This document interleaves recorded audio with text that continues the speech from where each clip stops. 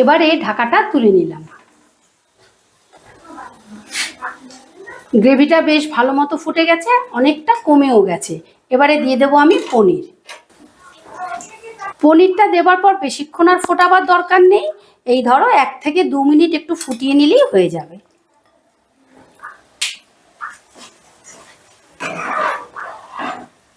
পনিরটা ঝোলের সাথে একটু মিশিয়ে দিয়ে আমি 2 মিনিটের মতো ঢাকা দিয়ে দিলাম।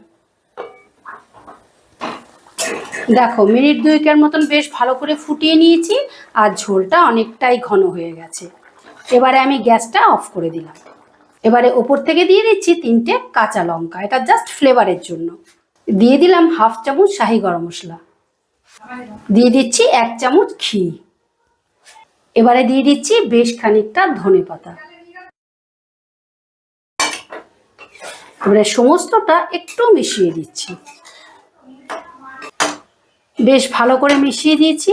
এবারে দেখো তোমাদেরকে দেখাচ্ছি কতটা লোভনীয় হয়েছে। দারুণ লোভনীয় হয়েছে, তার জন্য কিন্তু অবশ্যই একবার ট্রাই করতে হবে।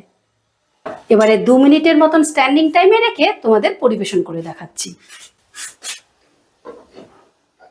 আশা করি রেসিপিটা তোমাদের ভালো লেগেছে, আর ভালো লাগলে অবশ্যই একটা কমেন্ট করে জানিও, আর আমার চ্যানেলটা সাবস্ক্রাইব করতে ভুলো না যেন।